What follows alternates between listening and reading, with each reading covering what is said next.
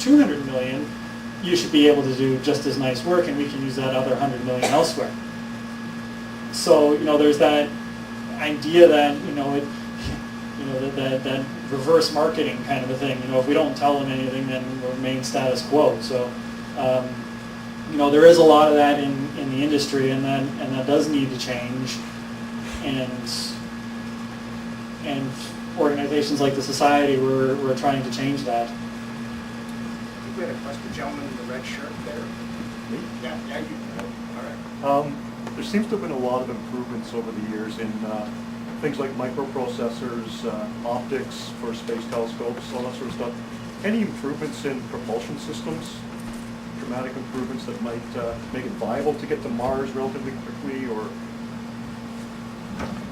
The short answer is no, and it's a little bit of an ironic reason why. You know, again, when we look at space projects and we see like a shuttle taking off or something, you know, we think high tech, we think very, you know, forward. When in fact, a lot of the technologies that are used in space projects are like a generation or two or three behind the state of the art of what we might have on our desks. So can anybody, for example, take a guess as to what kind of processor is on the Canadarm2 that's up there now, the SSRMS? It's actually a 386. So, you know, the biggest, baddest ass space arm ever runs off a processor that was obsolete about 15 years ago. And, you know, we talked about, I think somebody brought up the point of, sort of being, you know, afraid to fail and that we learn from our mistakes. Well, there's an extreme conservatism in space that you want to use technologies that are proven or have flight or heritage or something, because these projects are so expensive, and yet they're expensive because we're so conservative about it. So it's a little bit of a vicious cycle.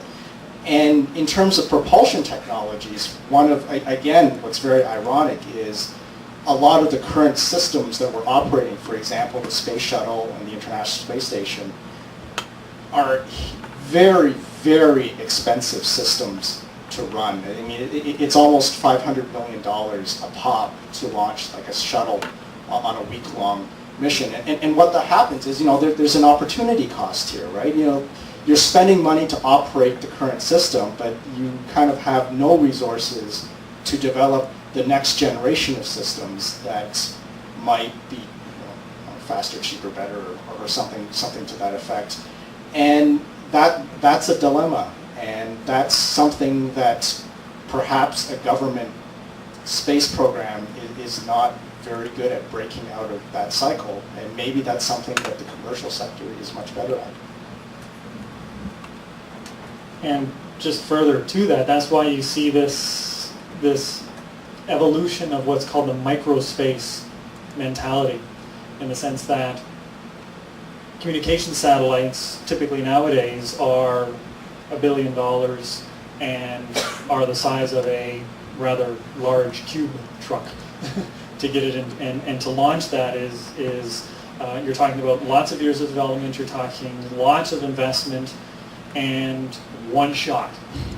And if it blows up on the pad, you're SOL, right? So that's why they use a lot of, you know, tried and true technologies and try not to stray too much from the norm. So that's why you have the development of this microspace idea, where you can, you know, entire space programs, and in fact, you know, just up the road at up at Downsview at UTIUS, they effectively are running a program of microsatellites, small satellites, not much bigger than a 2-liter carton of milk, and using those to prove more advanced technologies. So being able to take, instead of a Pentium or, you know, instead of a 386, putting the latest and greatest high-speed processors on it, launching it into space and saying, is it going to work? You know, and then flick the switch. If it doesn't work, well, it's $100,000 out the window, and you can build another one in a couple of months. So there's that whole ideology that's hopefully fast-tracking a lot of this technology and streamlining it back into sort of the more advanced stuff and getting that coveted space heritage. Sorry. Well, I guess just as a comment, I guess it's just space exploration is following kind of a predicted future, in that at one time it had a lot of interest because of the Cold War, and there was this competition between Russia and the West, and that's no longer there. But there are other factors which are pushing technology. Maybe it's not space, but it's the environment is certainly doing that. The need for cleaner cars, transportation. And I like this idea of that Obama said that if he becomes president, he might embrace that a similar race would be put to, as was, as happened when the moon program was developed. They were given 10 years to go to the moon, and that might be a way to develop electrical car, for example, electric car technology.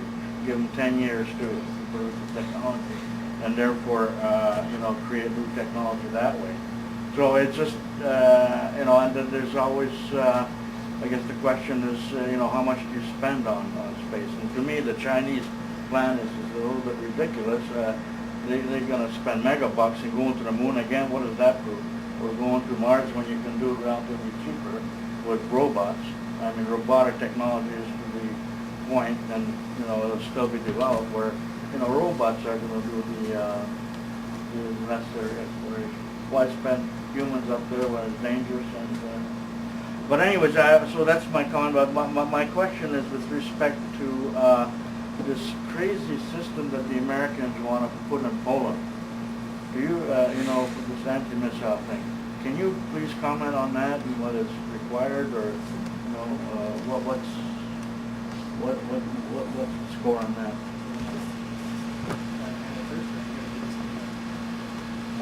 Okay, I can try and comment on it. The fundamental principle of that system is such is basically to operate as an early warning and early strike system, and the fact that basic geometry of the Earth is such that you can't see a missile launch from below the horizon. So like on the other side of the Earth, you can't see a missile launch, and you can't See it from up there. That's how it's done. No longer it's done. Right. So of course you're looking at it from space-based assets. Then of course those space-based assets have I think 3 to 5 minutes to determine the launch trajectory. And this, as a side note, is why it's important and particularly important for space agencies around the world to notify the international community that they're launching something. Every shuttle launch that you see, every other spacecraft, be it scientific, communications, anything, is posted on an international bulletin board, for lack of a better term, to let people know that we're launching this and this is what it is.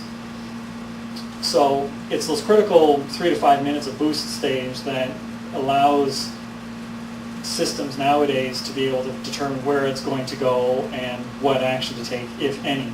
So the idea being that putting these missiles or putting this defense system in places like Poland sort of reduces the response time or it reduces the response time to the threat, but also sort of increases the margins because of reacting at the same time. Because instead of launching a missile from the U.S. when the missile is already well on its way and you have a smaller chance of hitting it, you can catch it earlier on. So that's the basic motivation of the system.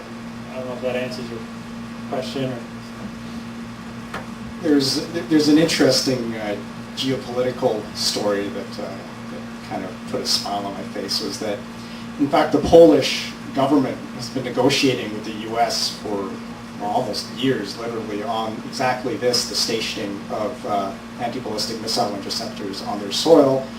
And then the Russians moved into Georgia, and then they basically dropped all their objections and signed on the dotted line like within like 5 seconds, which is kind of